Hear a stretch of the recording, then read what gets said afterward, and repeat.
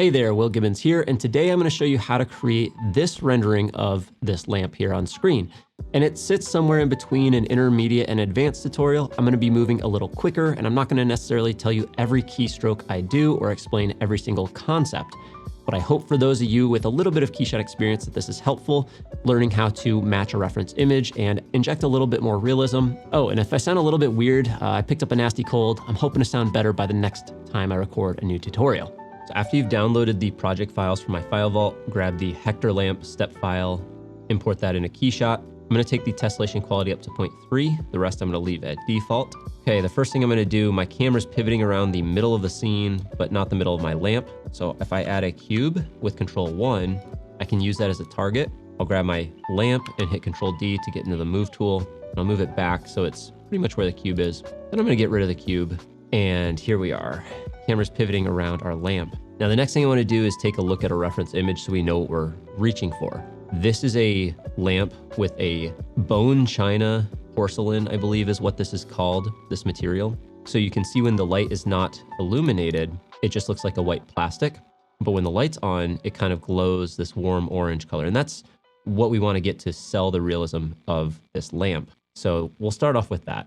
I'm going to double click on the lampshade and change it from diffuse to translucent. This is a more advanced material, and anytime you're working with advanced materials, you're going to want to make sure your lighting is more realistic. So we go into the product mode, which gives us more ray bounces and global illumination. I'm also going to go into my environment and change away from the startup default HDRI, and I'm going to go use the HDR map Cyclorama Studio, which should come with Keyshot, I believe. So we have some highlights on the lampshade, which looks good. I just want the background to be a neutral color for now, so I'll hit C on the keyboard, and I'll change it from white down to kind of a mid-gray. And back on our translucent shade, I want to look at the material. So our translucency is a little high.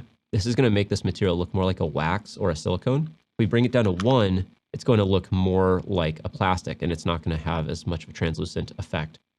So I'll go for 100 millimeters. This just means how much light goes into the material. The other thing I want to do is turn on global illumination. That's going to make this look a lot brighter. It's going to be more realistic. It's calculating more light bounces. And you can see it's actually a little too white right now. So we'll probably take the surface color, and we might even need to drop it down a little bit, around 50% maybe. Then for our subsurface color, we're going to use this to help create that orange glow. So we're going to go to Kelvin and move this toward the warmer end of the spectrum. And actually, I'm going to go back to HSV and bring up the value. Now, this is going to be more prominent when we actually have light shining through this. So let's go ahead and add a light. I'm going to click on Add Light, go to Point Light, and there it is. I want to go to our Move tool and click on the target, pick a object pivot, and I'm going to click on the lampshade and hit OK.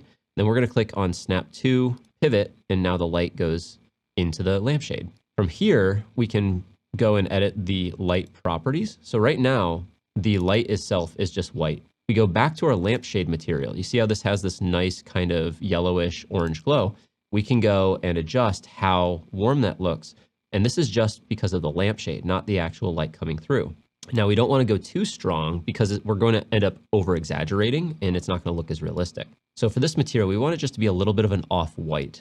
Now, I'm also going to get into the material properties of this light and see what we can do with that. So back to our scene tree, go to our point light. I'm going to make this a warmer Kelvin color as well. And now we're going to color some of the light that's going into this lampshade, making it a little bit warmer. And I think I'm going to go pretty warm with this here. We can always dial it back later if we need to. Now, if you're wondering about this line, this is just the light indicator. It won't go away until I choose something else in the scene. But now if I hit L on the keyboard, I can kind of hide that. Now, also within the properties of that point light, the radius. So we have this really crisp line on the ground, very unrealistic. So we need to increase the radius to help with that. So if I go to 5, you'll notice we really soften that up.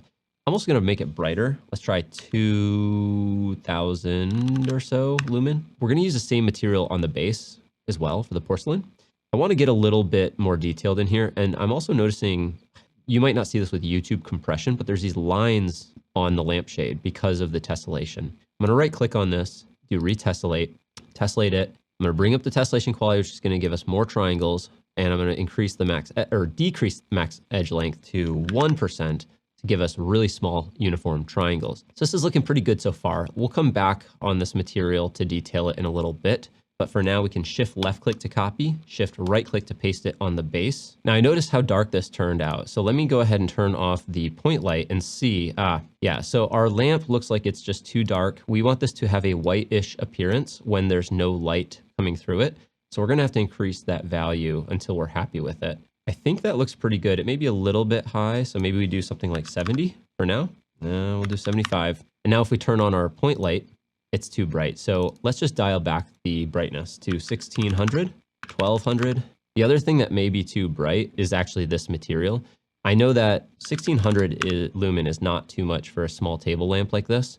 So that tells me that maybe I made the colors for the surface and subsurface too bright here. So we want to take down, let's see, we want to take down our subsurface color a little bit.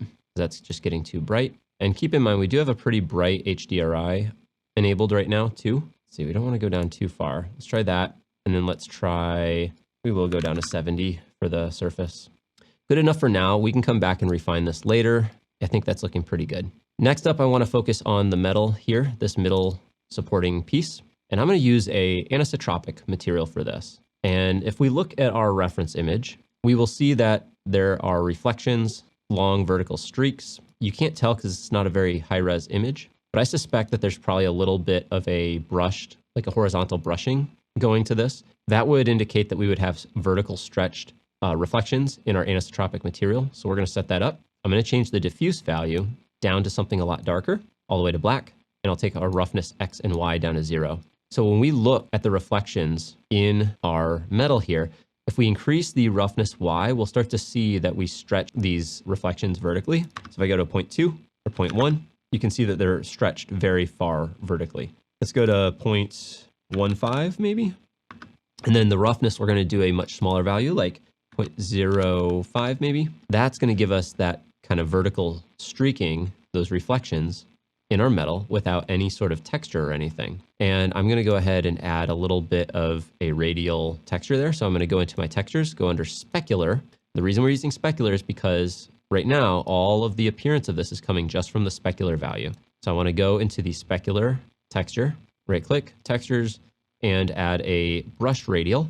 And we're going to scale it down, it's way too big. And all of these horizontal streaks that we see are coming from color number 1, which is black. I want to increase the value of this so it's fairly close to our color number 2, which is set at 100%. So I want to bring this down so I can see those horizontal scratches, but not too much. Maybe 60, maybe 70.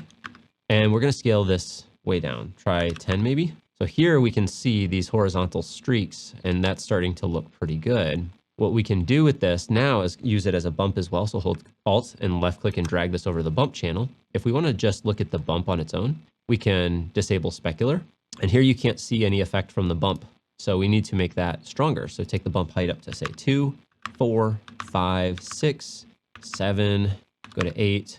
So I'm just increasing it until it's at the strength I think it needs to be. So I've got it almost at 10 right now, or I do have it at 10.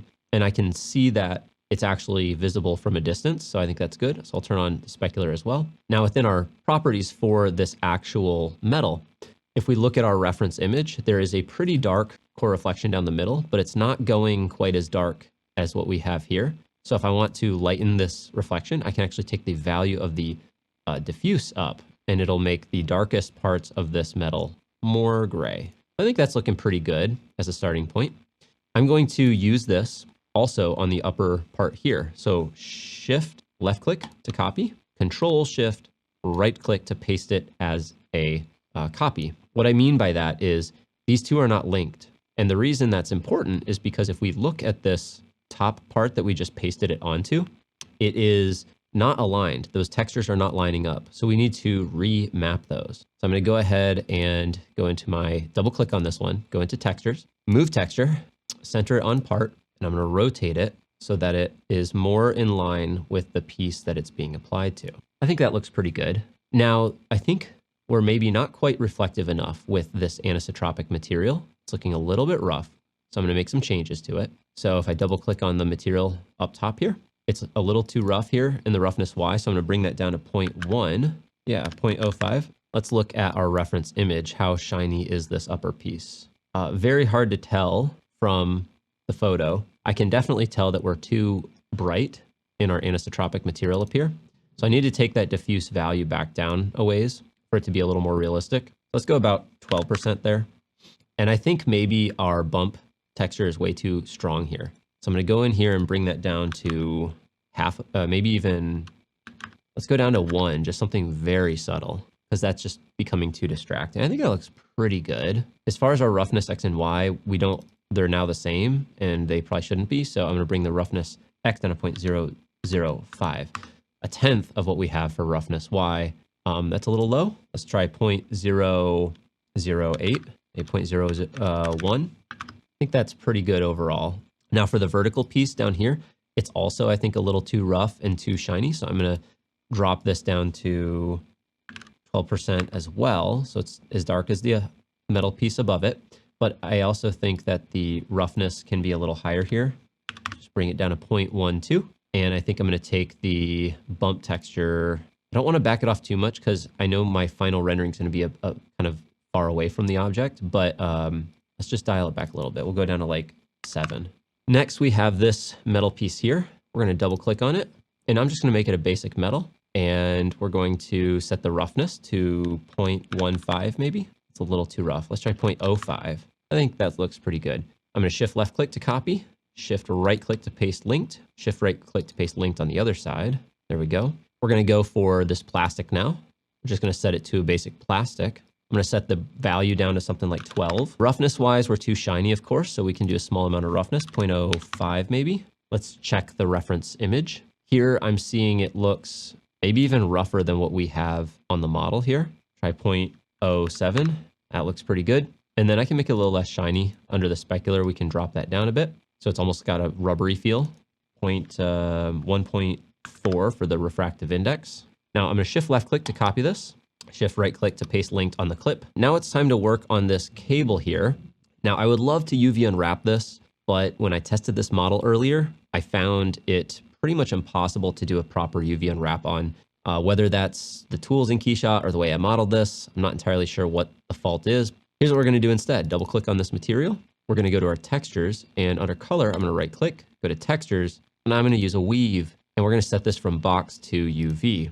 And we got to make it bigger. So I'll increase the scale to something like 5. Now, at first it looks like it's working, but upon closer inspection, you'll see that the weave does not actually line up very well. And this is where the proper UV unwrapping would be handy. But for this rendering, it's almost going to be unnoticeable. So we're going to rock it just the way it is. So when I go to change the colors, we're looking for a kind of a light yellowish greenish color. So I'm going to move my hue up into this realm. We're going to go something like this. I'm going to decrease the saturation quite a bit and decrease the value quite a bit. So something like that. I'm going to go to the warp color, and then I'm going to grab the same thing I just set.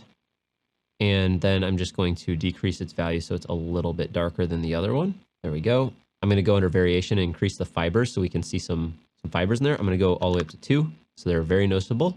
Then as I move toward the bottom, we have something called width for the warp and weft. I'm going to go to 0.95 for both of these, making it almost completely closed off. So there's just a small little gap between those. And that background color is black. We're going to make that kind of like a mid-gray so it doesn't really show up that much. Now for our thread shadows, if I turn that on, it looks a little, kind of gives it that 3D effect, but we're going to dial this way back because it's too strong. So that shape, we're just going to subtly increase that. And I think that looks pretty good. Now we can make some quick adjustments to this pretty easily by going into the material graph and inserting a color adjust utility in between these. Now this way, when we're dialing in our light, if this material is too light or too dark, what I can do is just take the value and I can increase it across the board.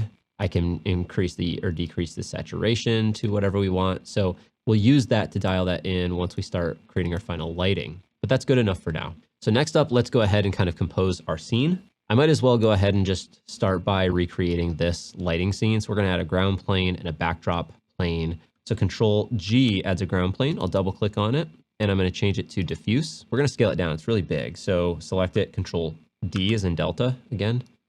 Scale that to the left, move that down. Okay, and then we need one for the backdrop as well. right click and duplicate the part, rotate it into position, move it back. And I'm gonna do just a small gap between these two like that. And then I'll hit snap to ground. And then I wanna move it down just a little bit, something like that. So let's set up our camera. So I'm gonna create a new camera. Let's compose our shot here. I wanna increase the perspective or focal length to something a little more conservative, like let's say 85. This is gonna flatten the image more, but it's gonna look like a more mature, like sophisticated product photo shoot. Okay, so we'll just go for a basic sort of centered shot, maybe a slightly rotated shot, something like that. And I'm gonna save the camera. The other thing I wanna do is add some depth of field. So in my geometry view here, which you can open with the O key, and if yours isn't docked on the left, you can just dock it over your existing library. So from here, I want to turn on depth of field, and we can see between these blue planes is what's in focus. So what's good is we're almost focused on the middle of the object. We need to back our focus distance out of it. So I can slide that to the left. There we go. And then I can increase the f-stop until we can have our lamp between these two light blue planes. So I'll try something like 6. That looks pretty good. Maybe we can go a little further, 7. And the reason I want to do this also is to kind of blur out and de-emphasize the sharpness of the background where the ground plane meets the backdrop. So I think that looks pretty good. We'll go ahead and save that. So let's work on that ground plane material. Diffuse is an okay place to start. Maybe I'll go to plastic so it reflects a little more light. So it looks pretty nice, but we're going to make it rough. We'll go with like a 0.2 to not have it so shiny. And then I want to take the diffuse color. I'm going to bring it up a little bit. I do want to keep it like a neutral gray, I think, but I think that looks pretty good. I don't know if this is matching our backdrop, so I'll hit shift left click to copy the ground plane material, shift right click to paste linked. Does this look good if the light inside the lamp is turned off? So if I turn off the point light, we want to make sure that it looks fairly close to the reference image. Brightness wise and color wise, I think we're pretty good. I think though, ours is too reflective. Also, I like how the little key is rotated on there, so I think I might do that with ours. And I think we need some more detail, variable roughness on the porcelain part of this. So let's go ahead and go to my free camera, and I'm gonna grab this part right here, this little guy, and it's the thumb screw, and I'm just gonna hit Control D to rotate it, and I'm gonna rotate that guy a little bit so it's in a more unique orientation. The other thing I wanna do is probably darken our environment so that we have more light, more emphasis on the light coming out of the lamp. So if I take my environment and drop that down in brightness, looks pretty nice. Also, I think this is a very cool environment. I might want to, there's quite a bit of color in here. So in my HDRI editor, I can click on the background, and I want to take the saturation, this guy, where is that? There we go, 50%. I'm going to bring it down to something like 30%, which is going to bring a lot of the color out of the background there. Just makes it a little more neutral looking. So I want to make this look a little bit more realistic. I can't supply you with the texture I'm going to use here, but you can go find them on your own, whether you pay for them or find free versions. If I search for dust in my collection of textures, I have a bunch of these different dust wipes, which I think came from Polygon or something like that. And there's a bunch of different variations, but I want to show you how cool these are. And before I do that, I'm going to jump into GPU mode. It's just going to render a little bit faster for me on my system. Inside the material graph, I'm going to drag this dust small overlay texture right into here. And if I preview it with C and we zoom in on our lampshade, you can see there's a bunch of dust sitting on it, like little dust particles. Dust wipes is another one that I like. So let me bring that one in so you can see. You can see almost like fingerprints on it, which I think might be better for this lamp here. And so I take this and just change its mapping type from box to cylinder and move the texture and fit on part and fit to, I think, like Y, and then just rotate it a little bit so it's on the right axis. That looks pretty good. It's maybe a little bit small. If I turn off repeating, we don't want it to tile too much, so I can increase the size a little bit, turn on repeat. That looks pretty good. And then what I want to do is actually create a layer of dust with this. And so I'm going to right click and get a new material called diffuse. And I'm going to pop that on as a label for our root node. From here, I'll get out of preview. I can plug this overlay into the opacity of my dust layer. And I'm going to let this res up for a bit. Hopefully on whatever you're watching this on, you can see that this layer of gray dust starts to show up on top of the lamp itself. And that's what's going to make this look extremely realistic. This may be overkill, but I can use this also as a roughness texture. on the translucent material as well. And we could use a little bit of color to number in between these. If I preview that, we don't want the black parts to be perfectly shiny. So we'll set our output from to a very small value. This is basically going to take that black value, make it more gray. So I'm going to do something like 0.01, 0.005 maybe. Let's see how that looks. What we want is to make sure these reflections are not too sharp.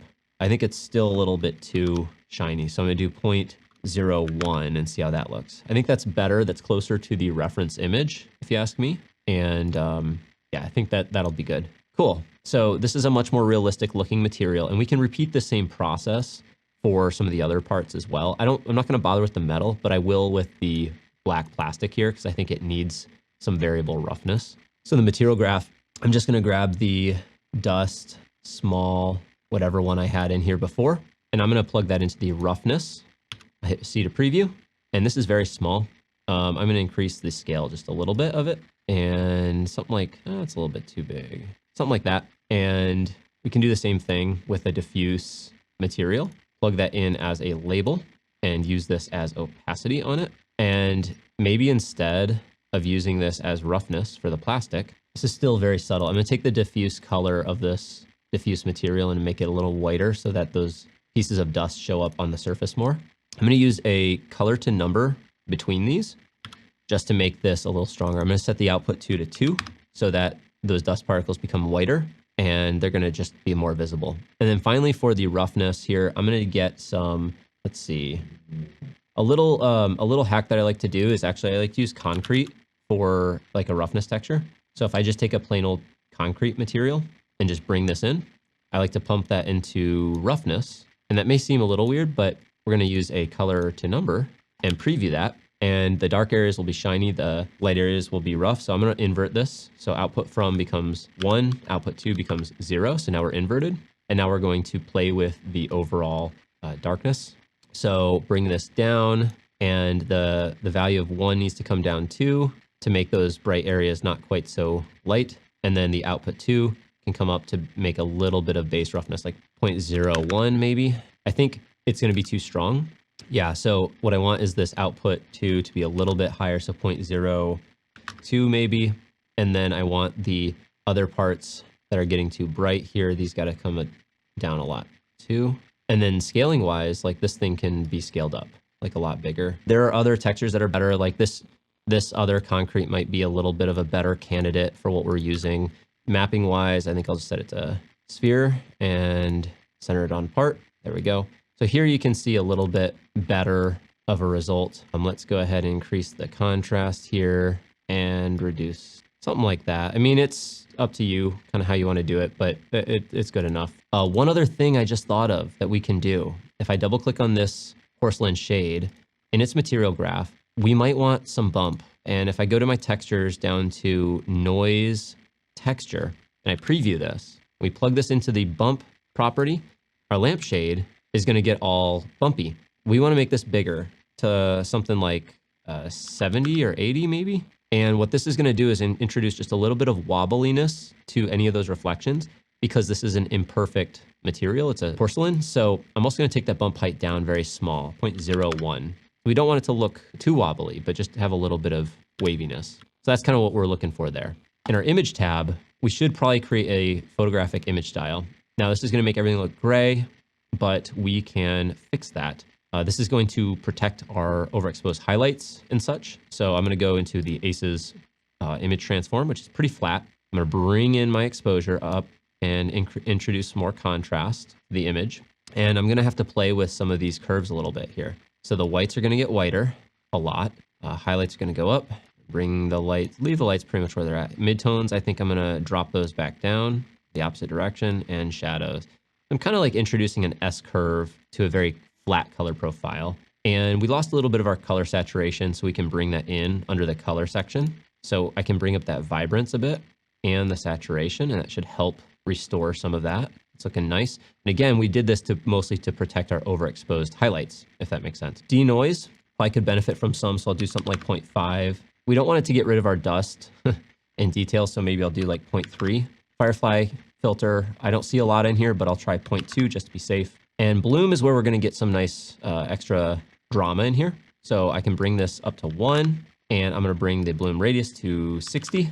So everything gets blurry, and we're going to increase the bloom threshold till we only have some glow on those brightest parts, something like that maybe. And then what we can do is reduce either the radius a little bit if we need to, or the intensity. I'm going to take the intensity down to 0.5. And if we toggle this on and off, we still see it's actually pretty strong still. I'm going to bring the radius down to something like 40. Here's our reference versus our actual our rendering. If we really wanted to chase the rendering or the reference a little bit more, I think the anisotropic material has to get a little bit darker.